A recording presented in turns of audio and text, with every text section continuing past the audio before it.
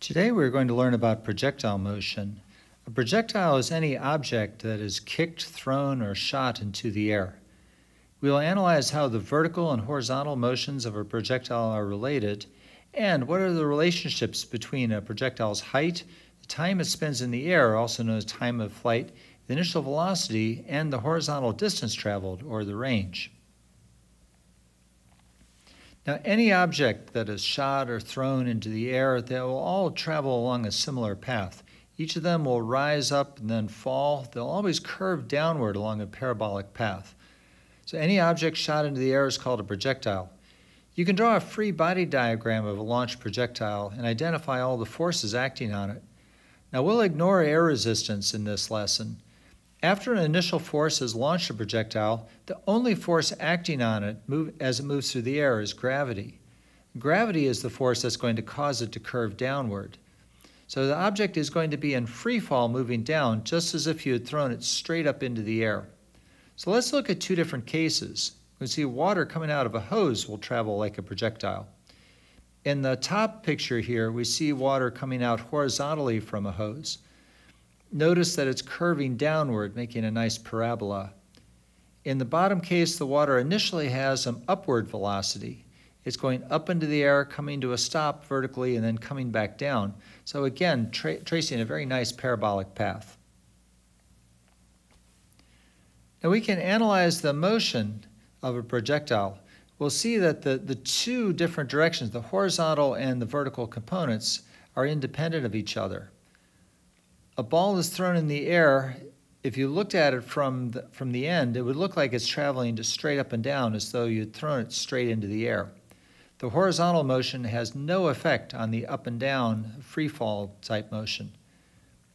And also the vertical motion has no effect on the horizontal. Because there's no force in the horizontal direction, a projectile will move at a constant horizontal velocity, just as though it were a puck sliding across the ice. The motion of the projectile is a combination over the horizontal and the vertical components. Now, if we look at a motion diagram, we can see the trajectory of two balls here. One of them is dropped straight down, the other is launched with an initial horizontal velocity. Now notice how they travel vertically at exactly the same position. At each time, they have the same vertical position. The ball on the left is dropped straight down. The purple ball on the right is given some initial velocity, but the vertical velocity doesn't matter at all. In each case, they'll have the same vertical velocity. The horizontal component of velocity has no effect on it. So we can see this in figure 3. If we look at a projectile that is launched, here we'll independently look at the components of the horizontal and the vertical velocity. The horizontal velocity is constant at all times. The vertical velocity will accelerate. This is free fall acceleration in the vertical direction. So at each point, we could find the velocity vector of this horizontally launched projectile. This is a projectile that initially has no vertical velocity at all. The vertical velocity will constantly increase. The horizontal velocity stays constant. Add the two together, you'll find the vector for the velocity at any given time.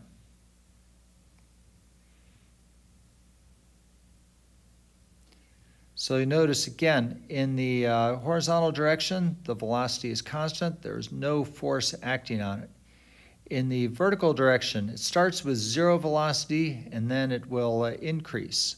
So it's just as though you had dropped it with no horizontal motion at all.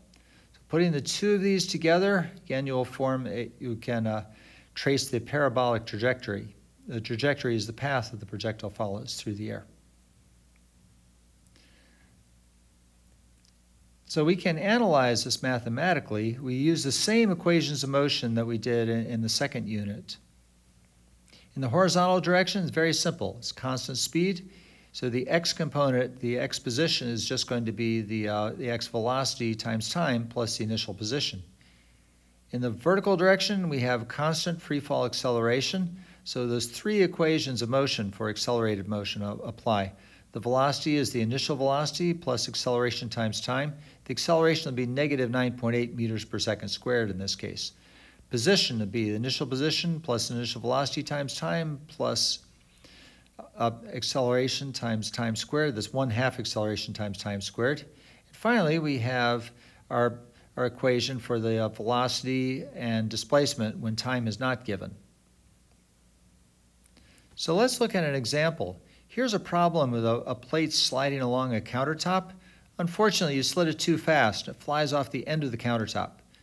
If it is 1.05 meters above the floor and the plate leaves the top traveling at 0.74 meters per second, how long is it going to take to hit the ground, and how far from the end of the counter does it land? So we analyze the problem. As always, we draw a picture to see what's happening, and we list all our knowns and all our unknowns. Now, you can do your coordinate system however you want. In this case, we're going to define the origins to be at the position where the plate first goes off the counter. So the initial x and y position are 0 meters. The initial x velocity is 0.75 meters per second. The initial vertical velocity is 0 because it's traveling horizontally. Horizontal x acceleration is 0. There's no force in the x direction. Vertically, acceleration is negative 9.8 meters per second squared, and it's going to fall a distance of negative 1.05 meters before it hits the ground. So what we can do, we'll use the equation of motion. The first thing we'll do is analyze the y direction of the motion to find the time of fall. So using the equation of motion and rearranging it, we can find the time. You can find the time is 2 times the square root of the fall distance divided by the acceleration. Substitute numbers, you'll find that it takes 0.65 seconds to fall. With that time, then, we can use the equation of motion in the x direction to see where the plate hits the floor. The position is just going to be that constant horizontal velocity times the time of flight.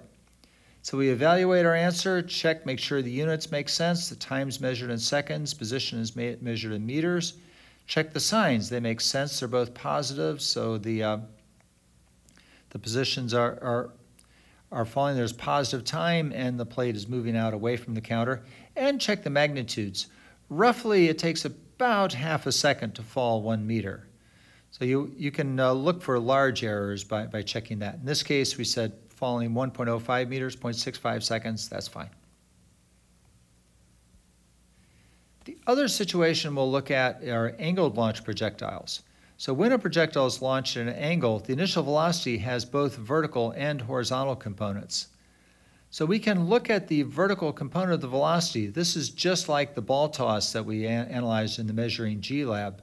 So the ball will go up, it'll rise with slowing speed. At the top of its path, the vertical speed will instantaneously be 0, and then it will come back down with increasing speed. So as before, we can look at the motion diagram, both horizontally and vertically. You'll see that the vertical velocity slows down, decreases to 0, and then becomes negative, goes increasingly negative. The horizontal velocity is constant the whole time. You can find the time it takes to reach the top. From the initial velocity and the acceleration, you can find the time it will take to reach the maximum height. Total time of flight is going to be 2 times that amount. Then you can find the range. Take the horizontal velocity times the total time of flight. Always remember to take, it's twice the time that it takes to reach the maximum height. Use that, you can get the time to reach the end. Here we go. Again, we can look, you can see each individual component. And there we go. And we are getting our emergency call. Lovely. And there's all the components of the motion. And that's our lesson for today. So with this information, you should be able to do the launch homework. Good luck.